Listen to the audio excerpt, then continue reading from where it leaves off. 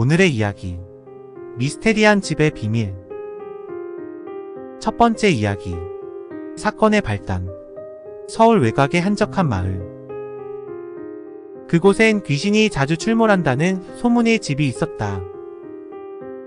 사람들의 말에 의하면 오랜 옛날부터 소문으로 전해져 알려져 있었고 그 주변을 두렵게 만드는 분위기를 자아냈다. 그 집은 어둠 속에 숨겨진 비밀들과 미지의 공간을 감추고 있었고 주변 이웃들은 그 집을 피했으며 어둠 속에서 나오는 의문의 소리에 공포에 질려하곤 했다. 그 집은 마치 저주받은 땅에 세워진 것처럼 주변을 둘러싼 안개와 그 어두운 분위기는 언제나 불안과 공포를 자아내고 있었다. 그러나 그 집에 대한 호기심이 남다르던 소년이 있었다. 그의 이름은 김태호였다. 태호가 이 집을 알게 된 건 어느 날 친구들과 함께 서울 외곽을 돌아다닐 때 그 집을 발견했었다. 그 집은 오래되고 낡은 모습이었지만 그 안에서 뿜어져 나오는 미스테리한 느낌은 가히 남달랐다. 소문에 의하면 이 집에서 귀신이 자주 목격된다는 것이었다. 태호는 그 순간 무엇이든지 알아보고 싶다는 호기심이 솟구쳤다. 이 집의 소문은 어떻게, 어디서부터 시작되었을까? 마을 사람들의 다양한 이야기를 전해 들었다. 어떤 이는 이 집 주변에서 이상한 소리를 들었다고 하며 또 다른 이는 그림자가 나타났다가 사라진다고 말했다. 태호는 이런 이야기들을 듣고는 더욱더 호기심을 자극했다. 태호와 친구들은 결국 그 집을 탐방하기로 했다. 여기서 잠깐. 태호와 친구들의 관계. 태호와 그의 친구들은 같은 동네에서 만났다. 그들은 서로를 학교나 이웃집 등의 다양한 장소에서 알게 되었고 함께 시간을 보내며 친밀해졌다. 이들은 공통된 관심사와 취향을 공유하며 함께 모험을 즐기고자 한다. 그래서 그들은 어릴 때부터 함께 마을 주변 탐방을 자주 하며 지냈고 미스테리한 사건이나 추리, 공포물 같은 영화 보는 걸 좋아했었다. 한편 그 집 앞에 도착한 태호와 친구들은 집 안을 둘러보기 위해 귀신의 존재를 확인할 수 있는 여러 장비들을 만지기 시작했다. 먼저 집 안에서 EVP를 기록하는, 이를 통해서 귀신의 목소리를 포착하는 장비, 적외선 카메라와 열화상 카메라를 사용하여 귀신 형상을 찾아내는 장비, 집 주변의 전기장 변화를 감지하는 등 실험할 수 있는 장비들을 챙겨왔다. 그 밖에도 귀신의 존재를 확인할 수 있는 여러가지 장비들을 꼼꼼히 챙겨왔다. 여기서 또 잠깐. EVP는 전자음성 현상을 말함. 우선 집 안으로 조심히 들어가서 EVP를 설치하고 적외선 카메라와 열화상 카메라도 설치하고 또한 여러 장비들을 이곳저곳에 설치를 했다. 그렇게 시간이 흐르고 흘렀지만 초자연적인 현상이나 귀신의 귀자도 보이거나 아무런 일도 일어나는 것은 없었다. 그럼에도 불구하고 태호는 여전히 뭔가 더 있을 거라고 생각했다. 그러나 그들은 귀신이 진짜 존재하는지에 대한 의문은 더욱 강해졌다. 이제 그는 진실을 알아내기 위해 더 깊이 파고들어야 했다.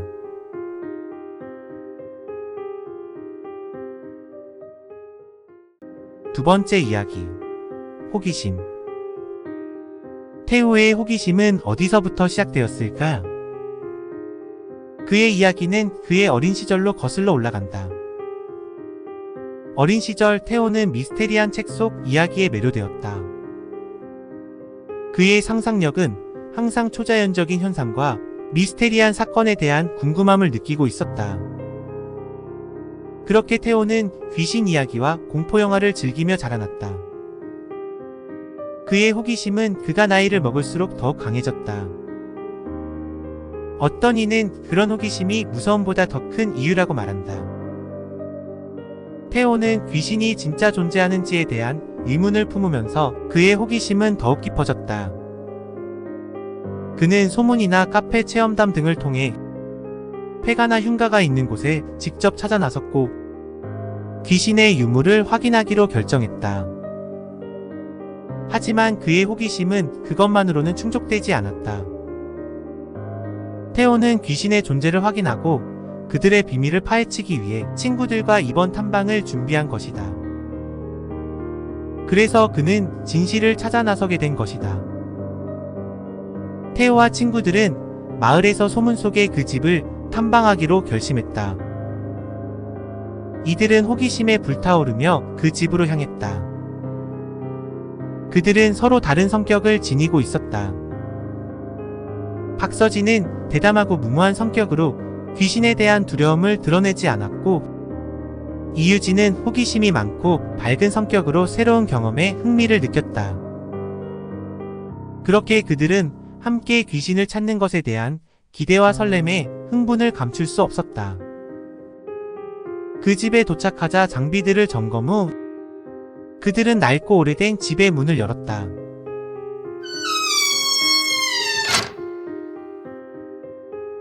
집 안으로 들어가면서 분위기는 더욱 어두워지고 불안해졌다. 그들은 장비들을 이곳저곳에 설치를 한 후 집안을 탐색하기 시작했다. 테오는 집 안에서 이상한 소리를 듣기 시작했는데, 이게 무슨 소리지? 벽에 닿는 발자국 소리와 함께 의문스러운 그림자가 빠르게 지나가는 것을 느꼈다.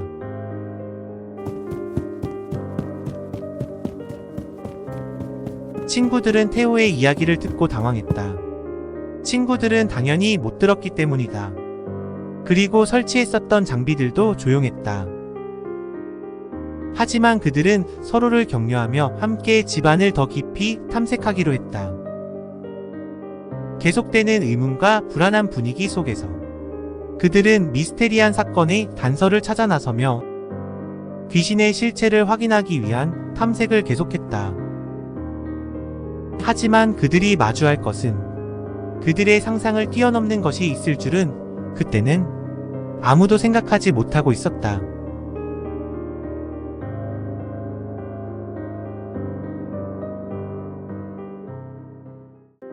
세 번째 이야기, 소문. 한편 이 마을 주민들의 소문으로 전해져 내려오는 내용은 오래전 이 집은 아주 평범한 가정집이었다. 그러나 그 집 가장인 남자가 귀신에 씌여 일가족을 살해하는 비극적인 사건이 발생했다. 그 남자는 평소 낚시를 좋아했고 귀신에 씌인 날도 낚시를 하고 있었다.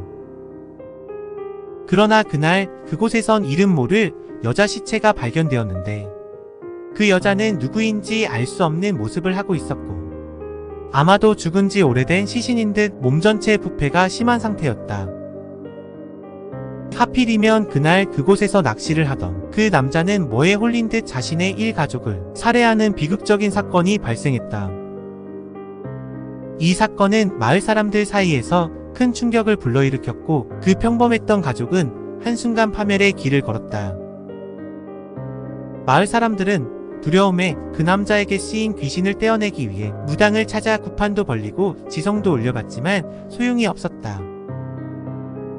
그 남자의 씌인 귀신은 너무 힘이 강한 나머지 무당마저도 끔찍한 죽임을 당했다.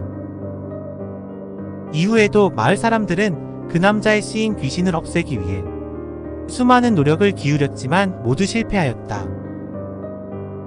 그나마 행할 수 있는 유일한 방법은 귀신에 씌인 그 남자를 부적을 써서 그 집에 간신히 막아놓는 방법밖에 없었다. 그렇게 시간이 흐르면서 그 집에서 그 남자의 모습은 보이지가 않았다. 그러나 그 집에서 이상한 현상들을 마을 사람들은 목격했다. 그리고 마을에선 알 수 없는 의문의 죽음들이 이어졌으며 마을 사람들은 그 집과 관련이 있을 거라 여기며 집 밖을 나가는 걸 무서워했다. 그렇다고 고향을 버리고 떠날 수도 없는지라 방법은 어떻게든 그 집에서 일어나는 이상한 현상들을 막을 수 있는 방법을 찾는 수밖에 없었다. 그렇게 시간이 흐를수록 마을 사람들은 두려움과 죽음만이 기다리고 있었다. 우연히 그 마을을 지나던 스님이 마을에서 이상한 기운이 느껴지는 그 집으로 향했고, 심상치 않다고 느낀 스님은 사찰로 돌아가 방법을 찾은 끝에 그 이상한 기운들을 그 집안에 봉인했다. 그리고 스님은 마을에서 높으신 어른에게 그 집안에 악기를 봉인했으니 앞으로 사람들을 해하는 일은 없을 거라 전하고 길을 떠났다. 그렇게 시간이 흐르며 마을 어른은 그 집에서 더 이상은 마을에 해가 없을 거라 믿으며 그 이야기를 묻은 채 생을 마감하게 되었고, 이 비극적인 사건은 마을의 과거에 묻혀 비밀이 되었다. 시간이 흐르면서 사람들은 그것을 그냥 소문으로만 기억하게 되었고, 그 집은 여전히 마을 주변에 덩그러니 서 있게 되었다. 한편 테오와 친구들은 귀신의 존재를 확인하기 위해 집안을 더욱 탐색하기로 결심했다. 그러나 아무런 일도 일어나지 않았다. 그때 테오에게 또 다시 이상한 형체와 발소리가 들렸다.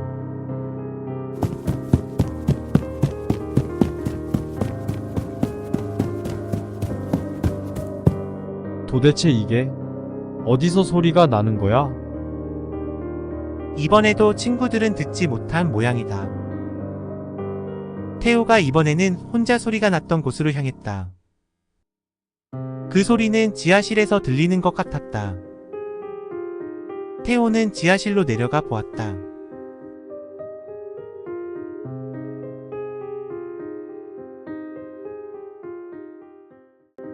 네 번째 이야기. 이상한 책.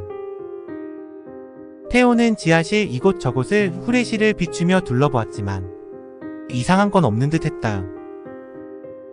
그런데 책장 같은 곳에 책들이 많이 있었는데 그냥 평범한 책들인 것 같아 보였다. 테오는 조심스레 책들을 살펴보는데 책 한 권에 이상한 문양이 새겨진 책을 보았다.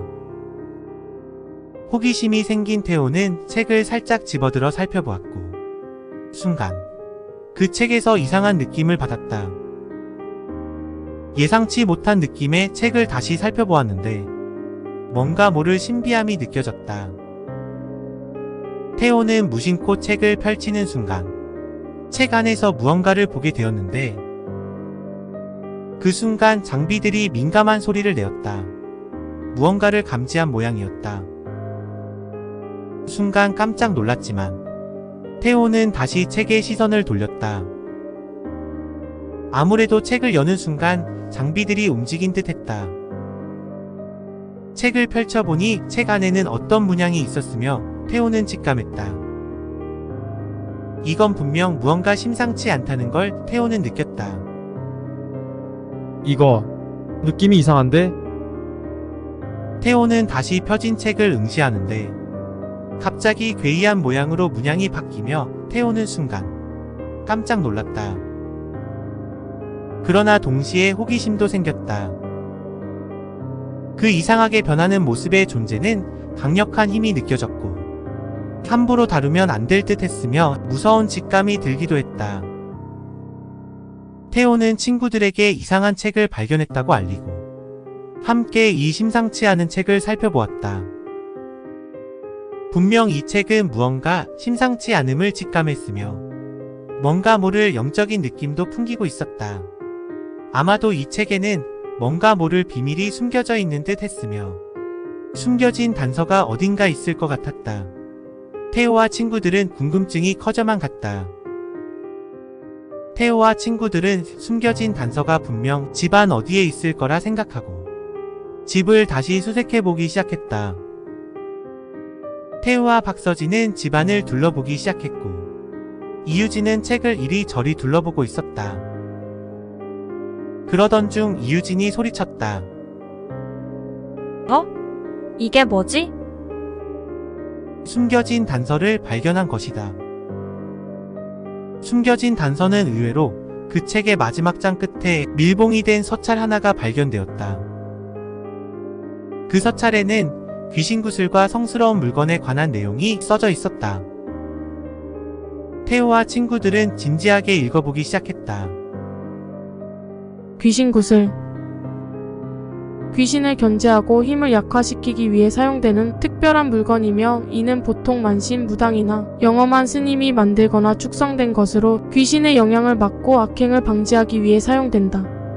또 종교적이거나 영적인 의미를 가지며 귀신의 힘을 견제하고 사람을 보호하는 역할을 한다. 성스러운 물건. 불교에서는 수호신의 상징으로 마니파드 메움이라고 불리며 티베트어로 된 주문이나 문자가 널리 알려져 있다고 한다. 마니파드 메움은 불교에서 매우 강력한 영적인 힘을 나타내는 주문이며 이 주문은 보통 꽃의 진주라는 뜻을 갖고 있는데 이는 인도의 여신 힌두신 야마 아발로키테슈바라의 모습을 연상시킨다고 한다.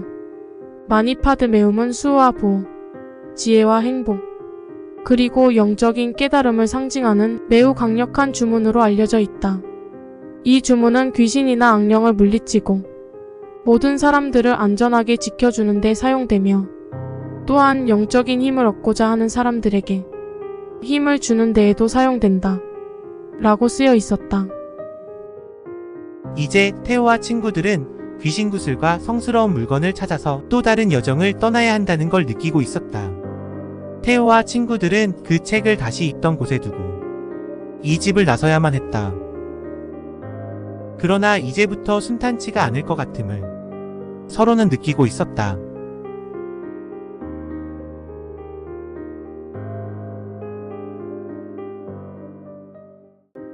다섯 번째 이야기. 갈등. 테오와 친구들은 귀신 구슬과 신성한 물건을 찾아야 했다. 하지만 이 과정은 생각보다 훨씬 어려운 것이었고 그로 인해 친구들 사이에 의견 충돌이 일어나기 시작했다.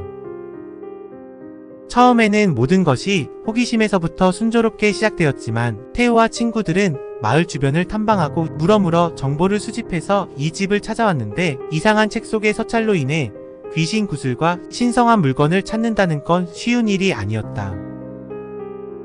시간이 흐를수록 테오와 친구들은 불확실성과 어려움에 직면하게 되었고 이러한 상황에서 친구들 사이에서 의견 차이가 발생했다.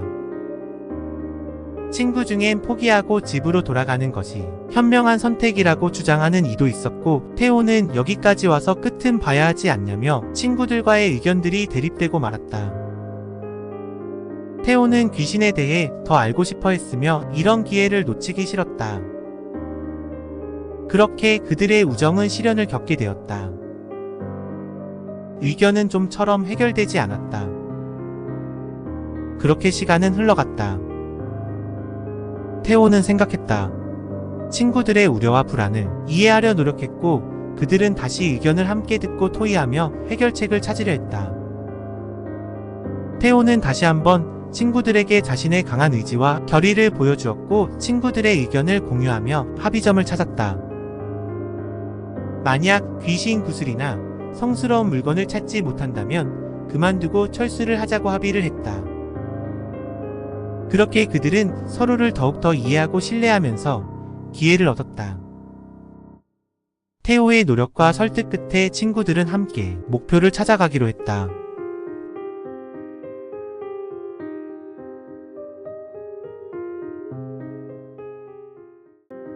여섯 번째 이야기.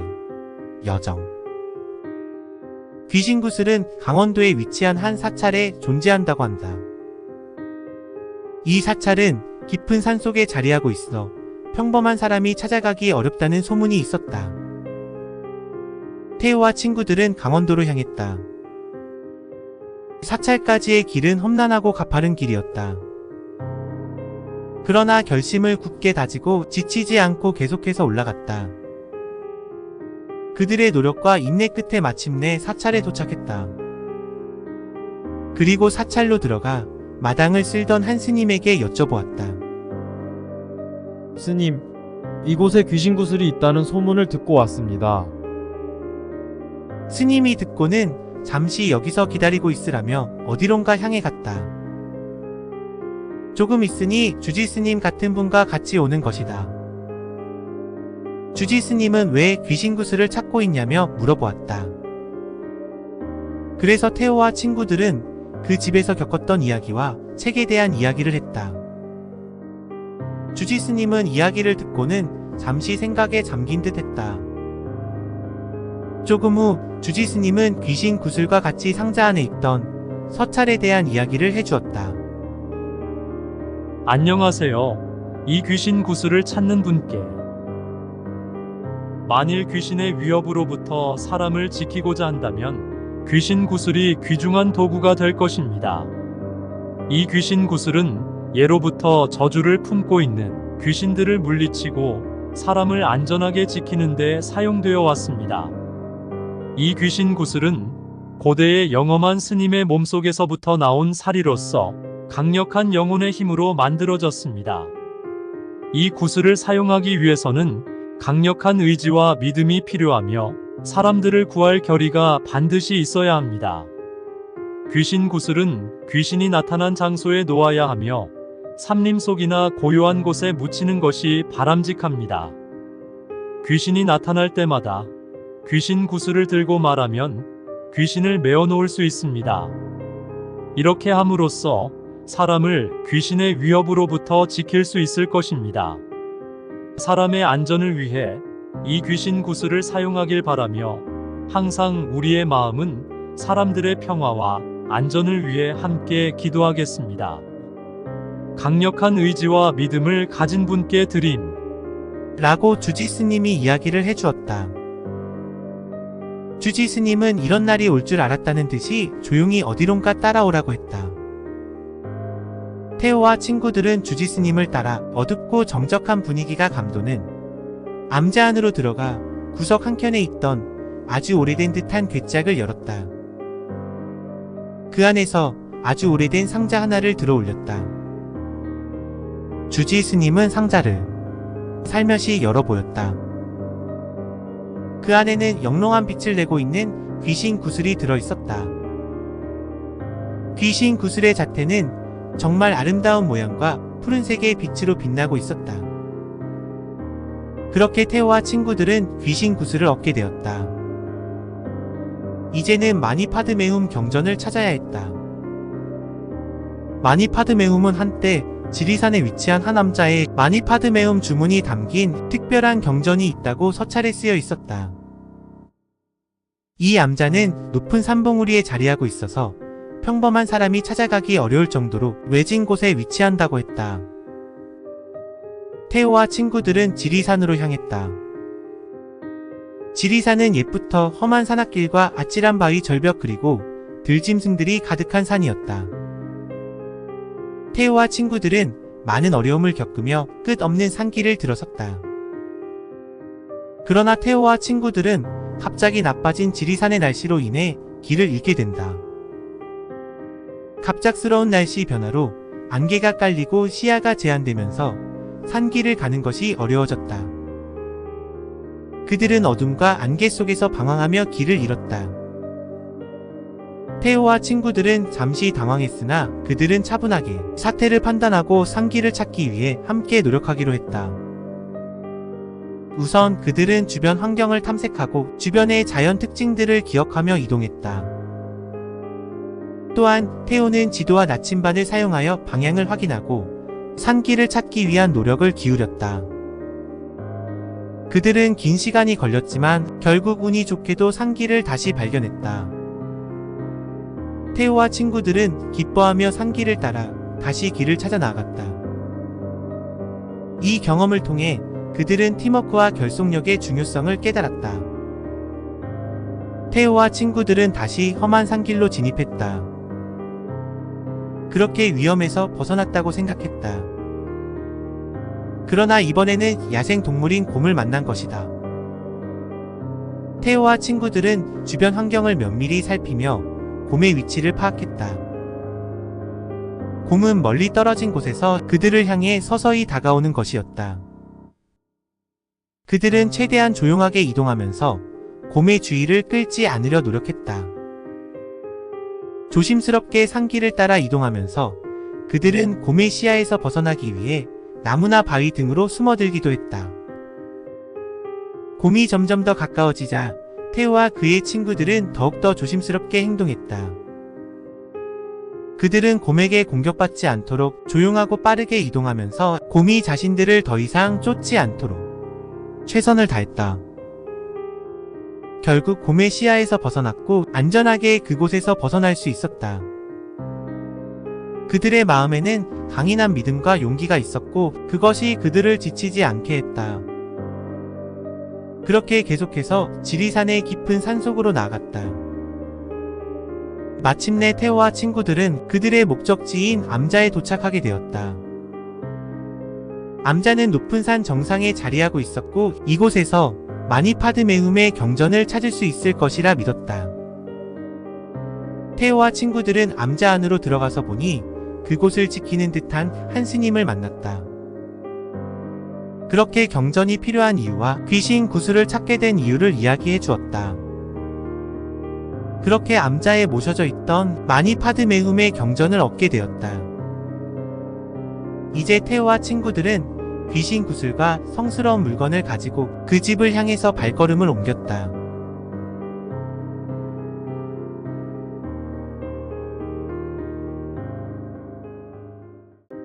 일곱 번째 이야기. 결정. 테오와 친구들은 그 집 앞에서 귀신 구슬과 마니파드메움 경전을 꺼내어 준비를 했다. 우선 지하실로 내려간 후 귀신 구슬을 내려놓고 그 책을 펴놓고는 마니파드메움 경전의 소환 주문을 외우니 갑자기 어두운 책 속에서 검은 연기와 함께 무언가의 형체가 희미하게 나오는 것이 보였다. 마니파드메움 경전 주문서에 따르면 마니파드메움은 불교에서 가장 중요한 주문 중 하나로 영혼을 소환하거나 봉인을 할 수 있으며 사람을 보호하고 부정적인 영향으로부터 방어하며 긍정적인 에너지를 유지하는 데 도움을 준다. 이 주문을 읽는 것은 영적인 힘을 활성화시키고 악한 영혼의 침입을 막아낼 수 있다. 또한 이 주문은 영혼을 진정시키고 안정감을 심어주며 사람을 보호하는 데 도움이 된다. 따라서 마니파드메움 경전에서 나온 주문은 귀신의 공격을 방지하고 사람을 안전하게 지키는데 큰 역할을 한다. 한편 그 형체는 희미한 검은 형체에서 사람의 모습을 한 괴이한 형상으로 바뀌는 것이다. 그 모습은 정말 구역질이 나올 것 같은 모습이었다. 몸은 물에 불어터져 부풀어서 이곳저곳이 녹아 흐른 듯 했고 눈알은 모두 빠져 텅 비어 있었다. 그리고 손은 어둠 속에서 늘어진 더러운 손톱이 달린 뼈만 남은 것처럼 보였고 그의 입은 입꼬리가 귓가에 걸린 듯이 웃고 있었으며 입 옆으론 검은 피가 줄줄 흐르는 모습이 정말 썸뜩하고 괴이한 모습이었다. 테오와 친구들은 처음 본 악기의 모습에 간담이 서늘함을 느꼈고 보는 것만으로도 소름이 돋았다. 그러나 책 속에서 나온 악기는 귀신 구슬을 보고 놀라 구석진 어두운 곳으로 순식간에 몸을 숨겼다. 테오와 친구들은 악기가 갑자기 어두운 곳으로 사라져버려 그들은 놀라운 경험을 뒤로하고 악기를 찾기 시작했다. 순간 악기가 사라진 곳에선 이상한 소리가 들려오고 벽에서 불꽃이 나타나며 혼란이 가중되었다.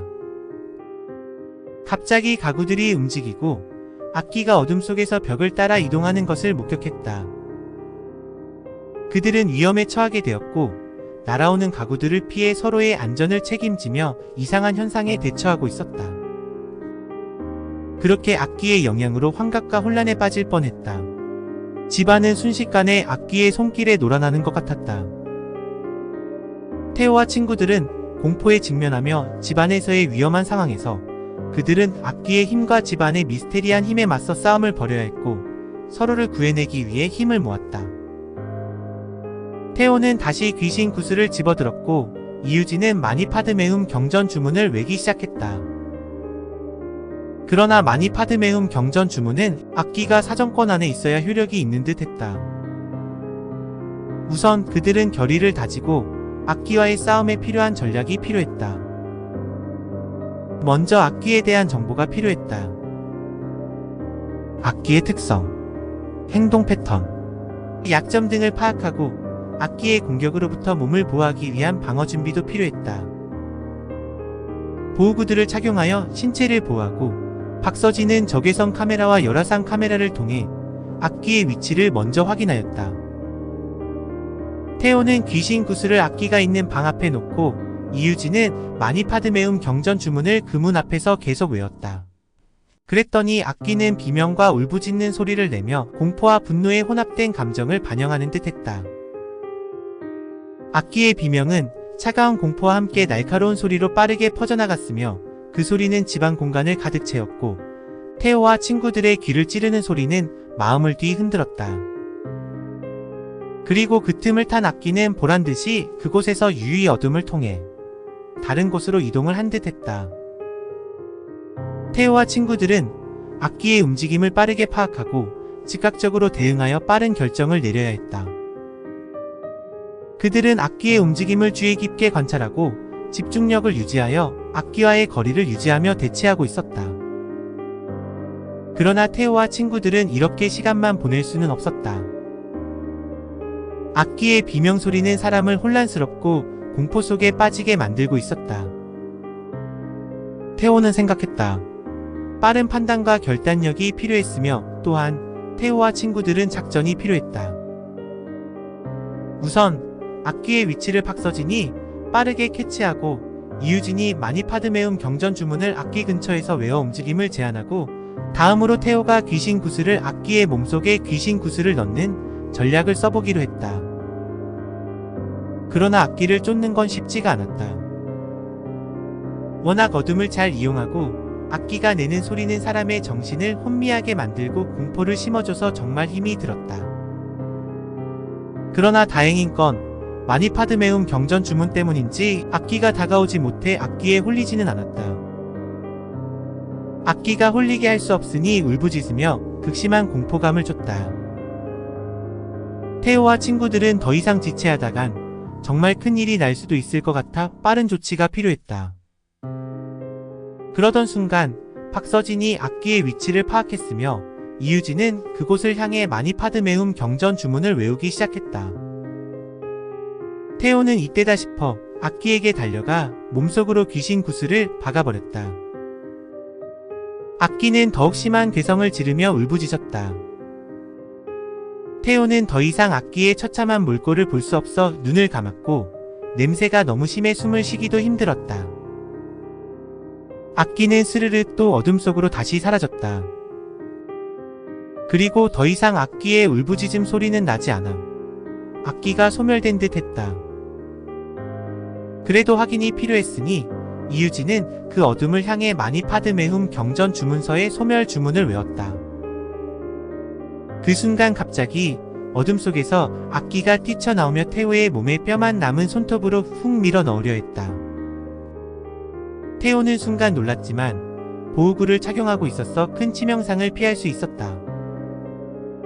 그리고 악기는 공중으로 불타며 소멸되기 시작했다. 악기는 정말 집요하게 어둠에 숨어서 기회를 엿보고 있었지만 이유진의 소멸 주문 덕에 악기를 소멸할 수 있었다. 악기가 소멸되며 귀신 구슬은 땅에 떨어졌다. 이제 모든 것이 끝이 났다. 테오와 친구들은 악기와의 싸움에서 승리를 거두고 집을 빠져나오게 되었다.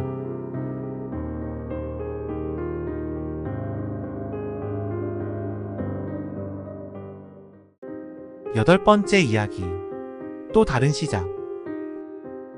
그렇게 테오와 친구들은 각자의 집으로 향했고 이들은 앞으로도 귀신에 대한 조사를 계속했다. 이들은 이상한 사건의 단서나 이상한 소리와 현상들을 여기저기 조사하면서 그들은 귀신과 관련된 신비한 사건들을 밝혀내기 위해 다양한 장소들도 탐색하였다. 그들은 다음 모험을 준비하면서 서로의 강점을 발휘하고 협력하여 미스테리한 사건의 진실을 밝혀내기 위해 준비했다. 이들에겐 귀신 구슬과 성스러운 물건이 있었기에 무서운 귀신과의 싸움이나 위험한 상황에도 대비하기 위해 연습을 했으며 테오는 이번 사건에서 더욱 용기와 결단력을 발휘할 준비가 되어 있었다. 테오와 친구들은 함께하는 모험을 향한 기대와 긴장이 높아지며 새로운 미스테리한 사건을 해결하기 위해 준비를 마쳤다. 그렇게 테오와 친구들은 또 다른 미스테리한 사건이 기다리고 있다는 걸 모른 채